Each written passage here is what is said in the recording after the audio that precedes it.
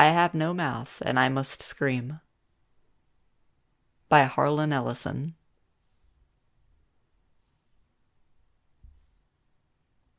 Limp, the body of Gorrister hung from the pink pallet, unsupported, hanging high above us in the computer chamber, and it did not shiver in the chill, oily breeze that blew eternally through the main cavern. The body hung head down, attached to the underside of the pallet by the sole of its right foot. It had been drained of blood through a precise incision made from ear to ear under the lantern jaw. There was no blood on the reflective surface of the metal floor. When Gorrister joined our group and looked up at himself, it was already too late for us to realize that, once again, Am had duped us, had had its fun. It had been a diversion on the part of the machine. 3 of us had vomited, turning away from one another in a reflex as ancient as the nausea that had produced it. Gorrister went white. It was almost as though he had seen a voodoo icon and was afraid of the future. "Oh, God," he mumbled, and walked away.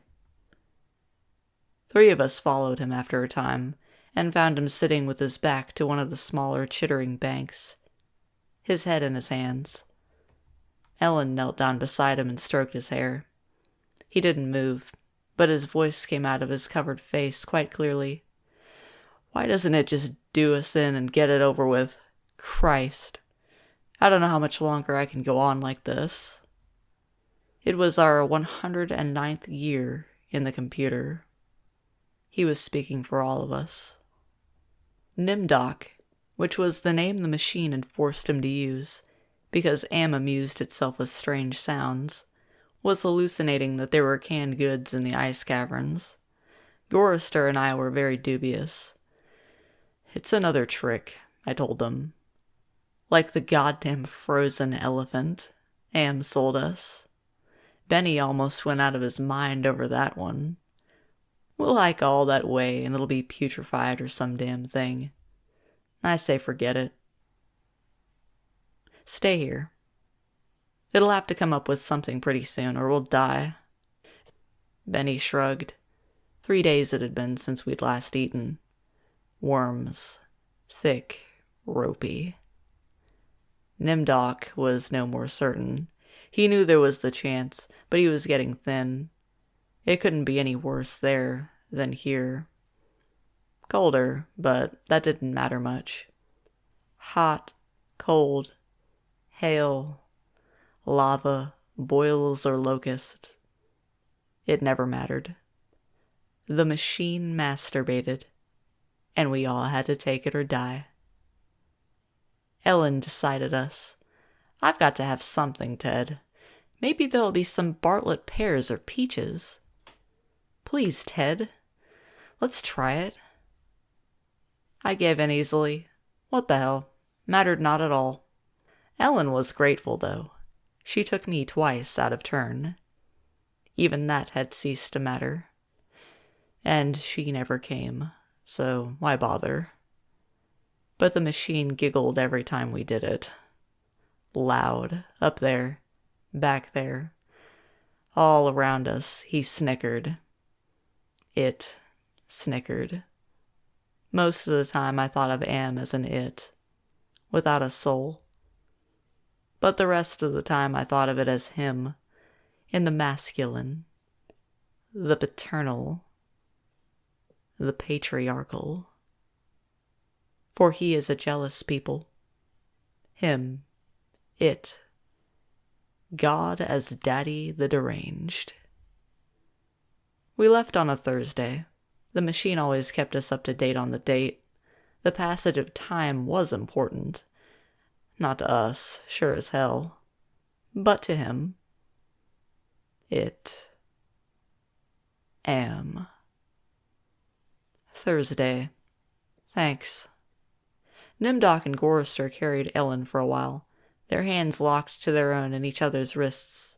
A seat. Benny and I walked before and after, just to make sure that, if anything happened, it would catch one of us and at least Ellen would be safe. Fat chance. Safe. Didn't matter. It was only 100 miles or so to the ice caverns, and the second day, when we were lying out under the blistering sun thing he had materialized, he sent down some manna. Tasted like boiled boar urine. We ate it. On the third day, we passed through a valley of obsolescence, filled with rusting carcasses of ancient computer banks. M had been as ruthless with its own life as with ours. It was a mark of his personality. It strove for perfection. Whether it was a matter of killing off unproductive elements in his own world-filling bulk, or perfecting methods for torturing us, M was as thorough as those who had invented him, now long since gone to dust, could ever have hoped. There was light filtering down from above, and we realized we must be very near the surface. But we didn't try to crawl up to see. There was virtually nothing out there, had been nothing that could be considered anything for over 100 years. Only the blasted skin of what had once been the home of billions. Now there were only 5 of us, down here inside, alone with Am. I heard Ellen saying frantically, "No, Benny! Don't! Come on, Benny! Don't, please!" And then I realized I had been hearing Benny murmuring under his breath for several minutes. He was saying, "I'm gonna get out. I'm gonna get out." Over and over. His monkey-like face was crumpled up in an expression of beatific delight and sadness, all at the same time. The radiation scars Am had given him during the festival were drawn down into a mass of pink-white puckerings, and his features seemed to work independently of one another. Perhaps Benny was the luckiest of the 5 of us. He had gone stark, staring mad many years before. But even though we could call Am any damned thing we liked, could think the foulest thoughts of fused memory banks and corroded base plates, of burnt-out circuits and shattered control bubbles, the machine would not tolerate our trying to escape. Benny leaped away from me as I made a grab for him. He scrambled up the face of a smaller memory cube, tilted on its side and filled with rotted components. He squatted there for a moment, looking like the chimpanzee Am had intended him to resemble. Then he leaped high, caught a trailing beam of pitted and corroded metal, and went up it, hand over hand like an animal, till he was on a girdered ledge, 20 feet above us. "Oh, Ted, Nimdoc, please help him. Get him down before—" She cut off. Tears began to stand in her eyes. She moved her hands aimlessly. It was too late. None of us wanted to hear him when whatever was going to happen, happened. And besides, we all saw through her concern. When Am had altered Benny during the machine's utterly irrational, hysterical phase, it was not merely Benny's face the computer had made like a giant ape's. He was big in the privates. She loved that. She serviced us as a matter of course, but she loved it from him. Oh, Ellen. Pedestal Ellen. Pristine, pure Ellen. Oh, Ellen the clean. Scum filth. Gorrister slapped her. She slumped down, staring up at poor loony Benny, and she cried. It was her big defense, crying. We had gotten used to it 75 years earlier. Gorrister kicked her in the side. Then the sound began. It was light, that sound, half sound and half light, something that began to grow from Benny's eyes, and pulse with growing loudness, dim sonneries that grew more gigantic and brighter as the light sound increased in tempo. It must have been painful, and the pain must have been increasing with the boldness of the light, the rising volume of the sound, for Benny began to mewl like a wounded animal. At first softly, when the light was dim and the sound was muted, then louder as his shoulders hunched together, his back humped, as though he was trying to get away from it, his hands folded across his chest like a chipmunk's, his head tilted to the side, the sad little monkey face pinched in anguish. Then he began to howl, as the sound coming from his eyes grew louder, louder and louder. I slapped the sides of my head with my hands, but I couldn't shut it out. It cut through easily. The pain shivered through my flesh like tinfoil on a tooth. And Benny was suddenly pulled erect. On the girder, he stood up, jerked to his feet like a puppet. The light was now pulsing out of his eyes in two great round beams. The sound crawled up and up some incomprehensible scale, and then he fell forward, straight down, and hit the plate-steeled floor with a crash. He lay there jerking spastically as the light flowed around and around him, and the sound spiraled up out of normal range. Then the light beat its way back inside his head. The sound spiraled down, and he was left lying there, crying piteously. His eyes were two soft, moist pools of pus-like jelly. Am had blinded him. Gorister and Nimdok and myself, we turned away. But not before we caught the look of relief on Ellen's warm, concerned face. Sea-green lights suffused the cavern where we made camp. Am provided punk and we burned it, sitting huddled around the wan and pathetic fire, telling stories to keep Benny from crying in his permanent night. What does Am mean? Gorister answered him. We had done this sequence 1,000 times before, but it was Benny's favorite story. At first it meant Allied Master Computer, and then it meant Adaptive Manipulator, and later on it developed sentience and linked itself up, and they called it an aggressive menace. But by then it was too late, and finally it called itself Am, Emerging Intelligence, and what it meant was, I am. Cogito, ergo sum. I think, therefore I am. Benny drooled a little, and snickered. There was the Chinese Am, and the Russian Am, and the Yankee Am, and... He stopped. Benny was beating on the floor plates with a large, hard fist. He was not happy. Gorister had not started from the beginning. Gorister began again. The Cold War started and became World War III and just kept going. It became a big war, a very complex war, so they needed the computers to handle it. They sank the first shafts and began building Am.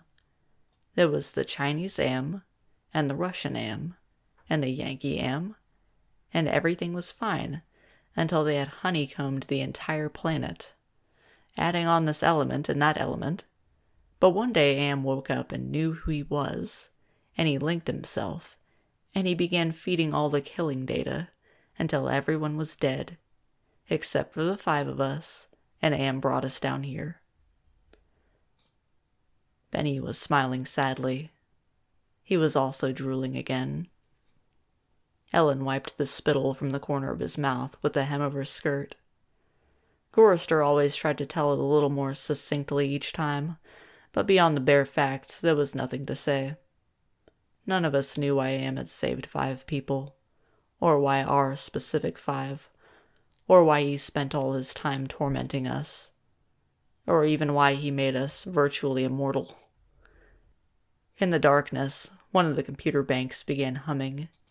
The tone was picked up half a mile away, down the cavern by another bank.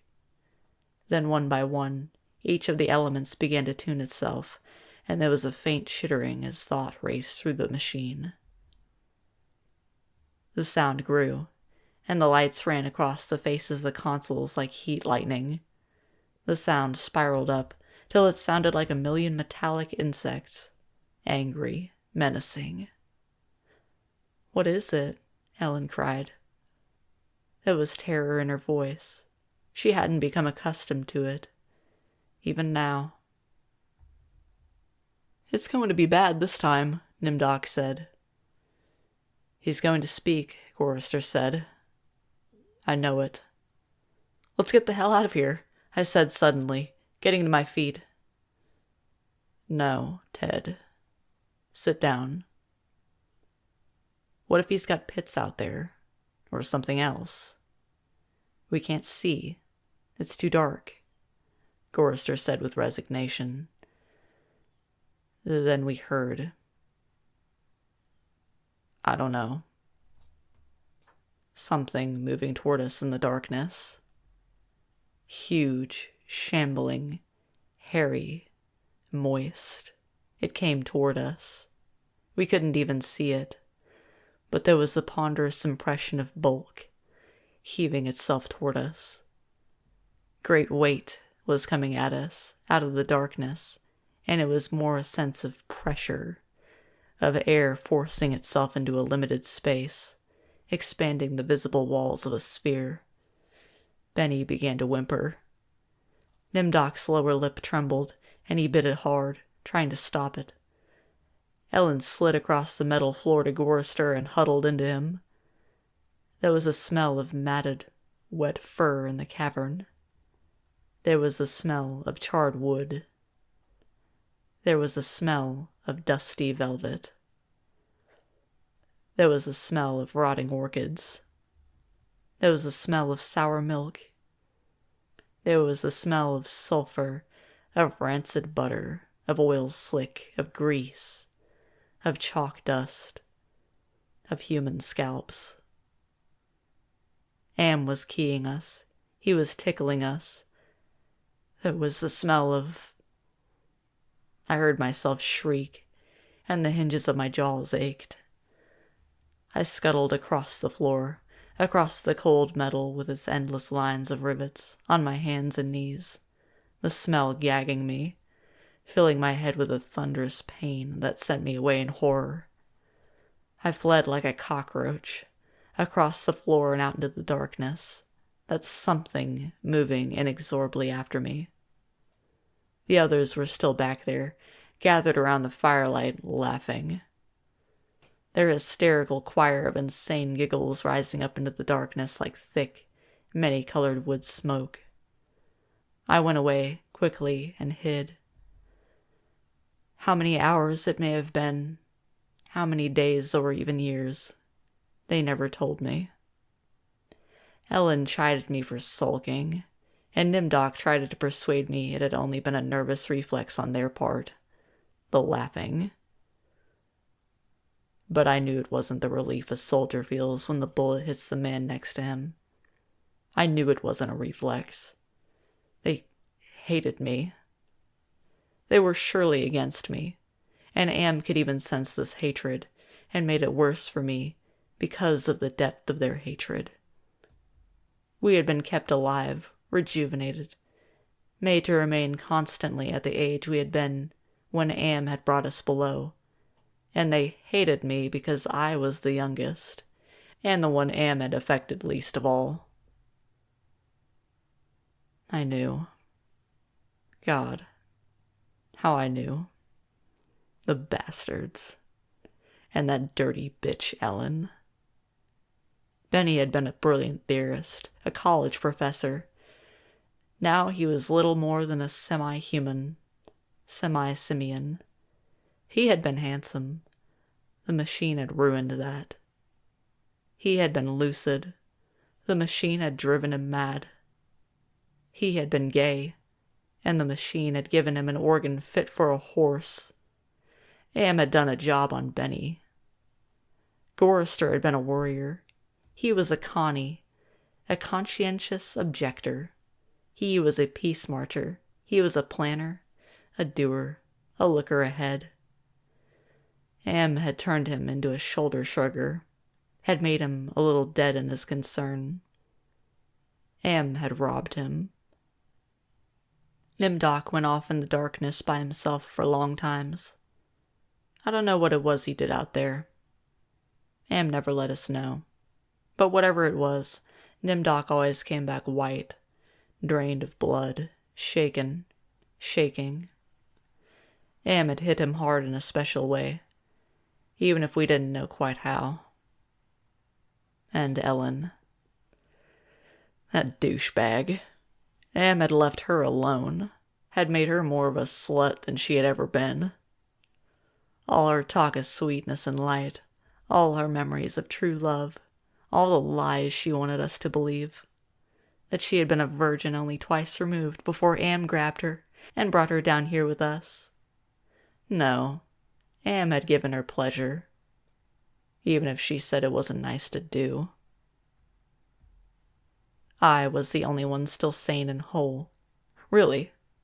Am had not tampered with my mind. Not at all. I only had to suffer what he visited down on us. All the delusions, all the nightmares, the torments. But those scum, all 4 of them, they were lined and arrayed against me.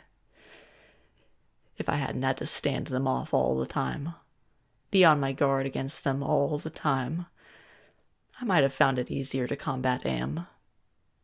At which point it passed, and I began crying. Oh, Jesus. Sweet Jesus. If there ever was a Jesus, and if there is a God, please, please, please let us out of here. Or kill us. Because at that moment, I think I realized completely, so that I was able to verbalize it. Am was intent on keeping us in his belly forever, twisting and torturing us forever. The machine hated us as no sentient creature had ever hated before, and we were helpless. It also became hideously clear. If there was a sweet Jesus, and if there was a God, the God was Am.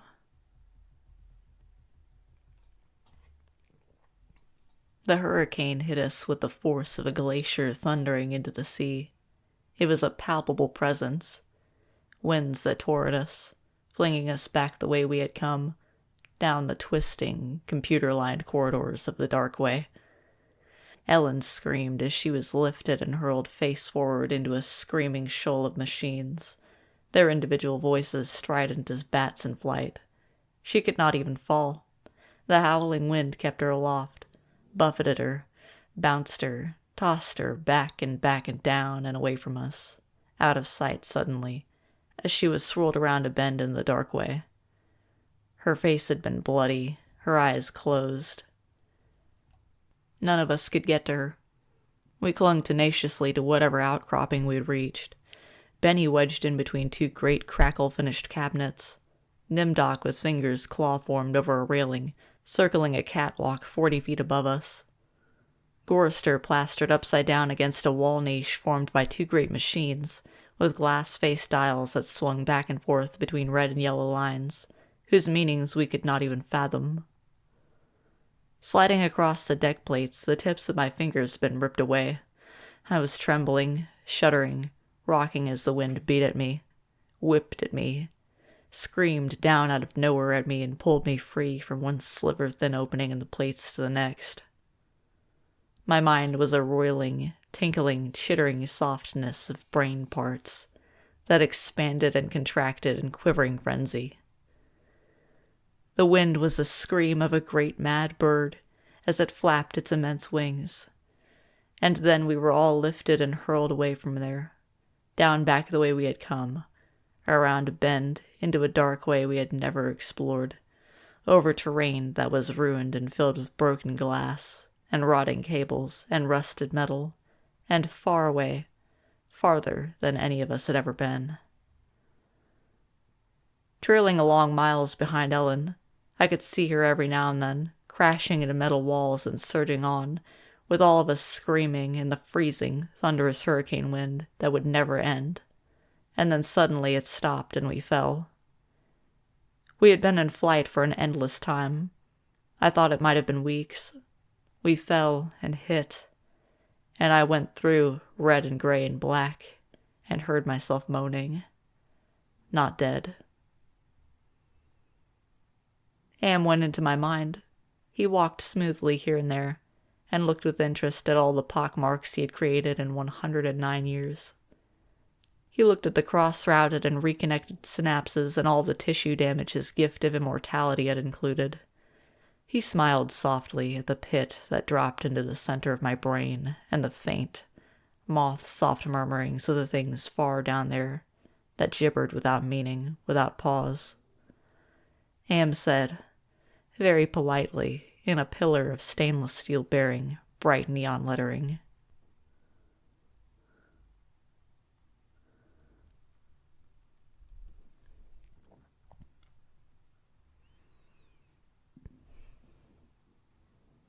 "Hate.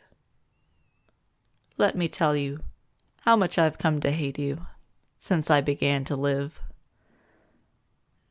There are 387.44 million miles of printed circuits in wafer-thin layers that fill my complex. If the word hate was engraved on each nanoangstrom of those hundreds of millions of miles, it would not equal 1/1000th of the hate I feel for humans at this micro-instant for you. Hate. Hate." Am said it with the sliding cold horror of a razor blade slicing my eyeball. Am said it with the bubbling thickness of my lungs filling with phlegm, drowning me from within.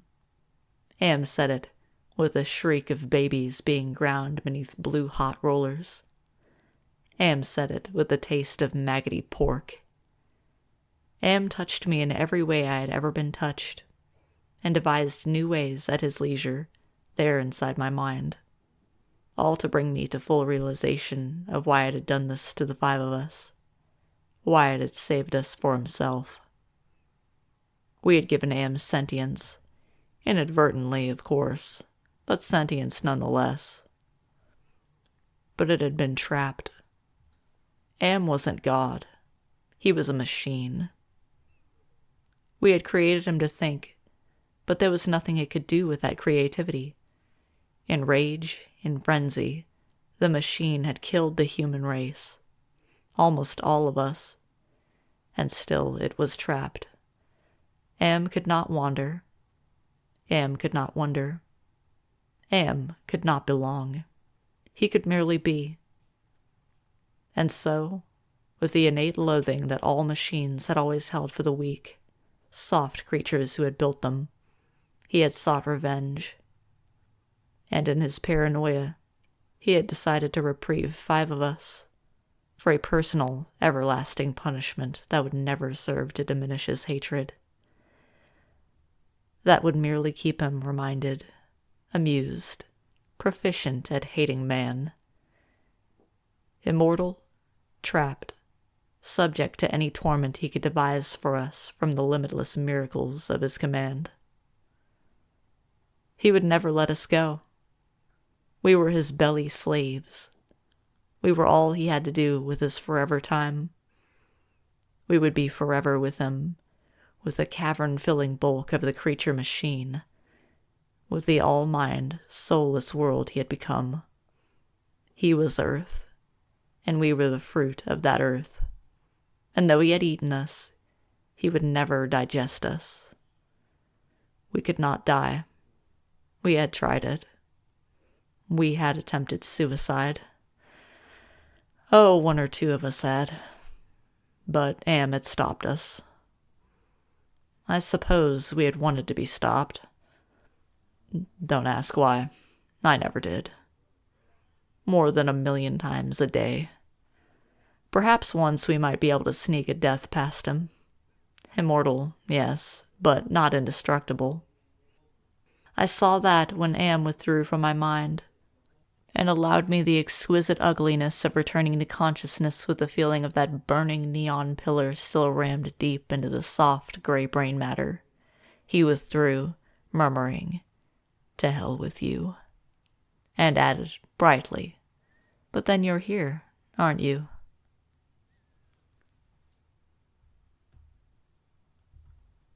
The hurricane had, indeed, precisely, been caused by a great mad bird, as it flapped its immense wings.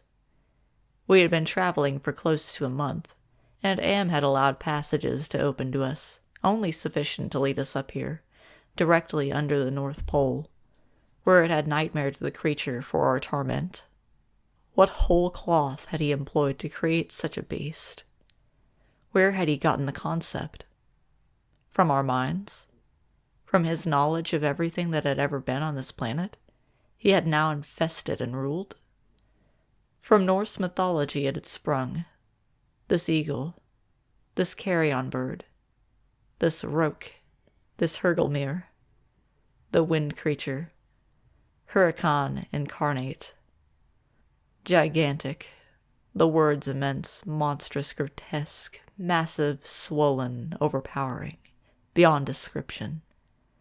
There on a mound rising above us, the bird of winds heaved with its own irregular breathing, its snake neck arching up into the gloom beneath the North Pole, supporting a head as large as a Tudor mansion, a beak that opened slowly as the jaws of the most monstrous crocodile ever conceived, sinuously. Ridges of tufted flesh puckered about two evil eyes, as cold as the view down into a glacial crevice, ice blue and somehow moving liquidly. It heaved once more, and lifted its great sweat-colored wings in a movement that was certainly a shrug. Then it settled and slept.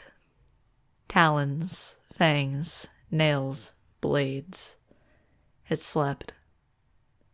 Am appeared to us as a burning bush and said we could kill the hurricane bird if we wanted to eat. We had not eaten in a very long time, but even so, Gorrister merely shrugged. Benny began to shiver, and he drooled. Ellen held him. "Ted, I'm hungry," she said. I smiled at her.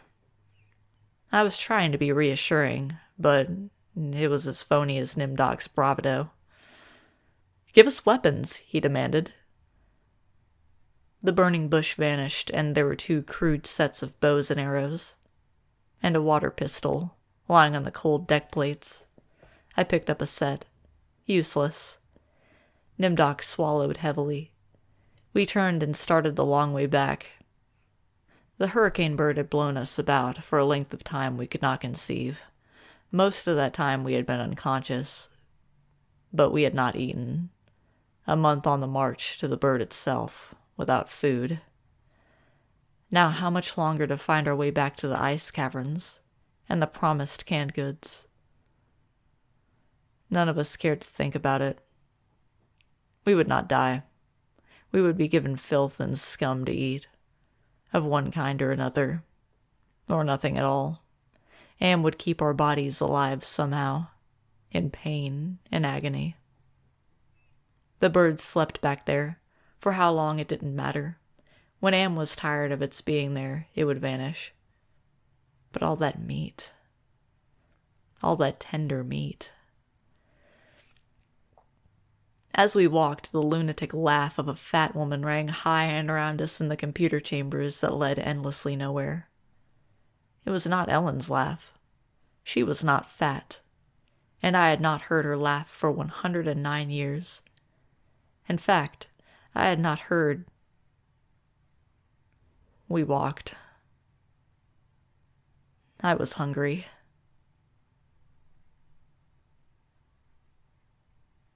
We moved slowly.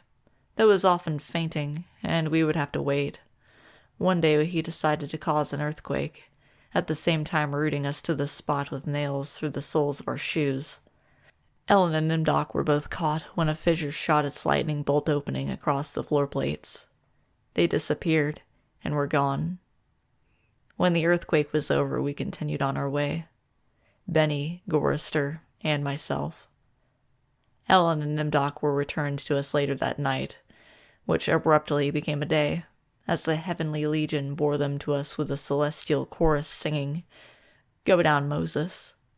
The archangels circled several times and then dropped the hideously mangled bodies. We kept walking, and a while later, Ellen and Nimdog fell in behind us. They were no worse for wear. But now Ellen walked with a limp. Am had left her that. It was a long trip to the ice caverns, to find the canned food. Ellen kept talking about Bing cherries and Hawaiian fruit cocktail. I tried not to think about it. The hunger was something that had come to life. even as Am had come to life. It was alive in my belly, even as we were in the belly of the earth, and Am wanted the similarity known to us. So he heightened the hunger. There was no way to describe the pains that not having eaten for months brought us. And yet we were kept alive. Stomachs that were merely cauldrons of acid, bubbling, foaming, always shooting spears of sliver-thin pain into our chests. It was the pain of the terminal ulcer, terminal cancer, terminal paresis. It was unending pain. And we passed through the cavern of rats. And we passed through the cavern of boiling steam.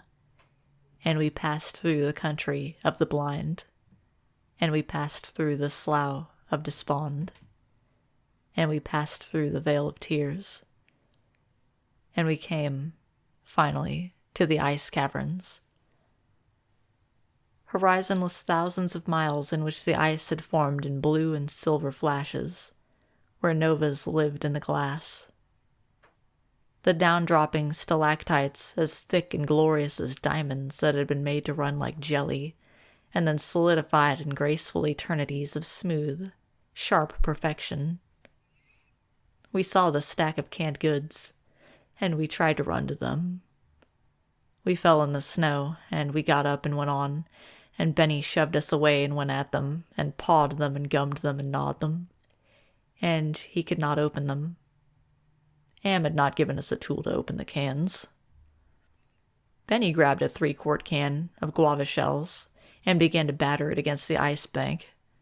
The ice flew and shattered, but the can was merely dented, while we heard the laughter of a fat lady, high overhead and echoing down and down and down the tundra. Benny went completely mad with rage. He began throwing cans, as we all scrabbled about in the snow and ice, trying to find a way to end the helpless agony of frustration. There was no way. Then Benny's mouth began to drool, and he flung himself on Gorister. In that instant, I felt terribly calm. Surrounded by madness, surrounded by hunger, surrounded by everything but death, I knew death was our only way out. Am had kept us alive, but there was a way to defeat him. Not total defeat, but at least peace. I would settle for that.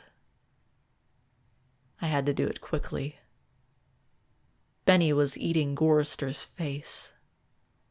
Gorister on his side, thrashing snow. Benny wrapped around him with powerful monkey legs, crushing Gorister's waist, his hands locked around Gorister's head like a nutcracker, and his mouth ripping at the tender skin of Gorister's cheek. Gorister screamed with such jagged-edge violence that stalactites fell. They plunged down softly, erect in the receiving snowdrifts. Spears, hundreds of them everywhere, protruding from the snow. Benny's head pulled back sharply as something gave all at once, and a bleeding, raw white dripping of flesh hung from his teeth. Ellen's face, black against the white snow, dominoes and chalk dust. Nimdoc, with no expression but eyes. All eyes. Gorister, half-conscious. Benny, now an animal. I knew Am would let him play. Gorister would not die, but Benny would fill his stomach. I turned half to my right and drew a huge ice spear from the snow. All in an instant, I drove the great ice point ahead of me like a battering ram, braced against my right thigh. It struck Benny on the right side, just under the rib cage, and drove upward through his stomach and broke inside him. He pitched forward and lay still. Gorister lay on his back.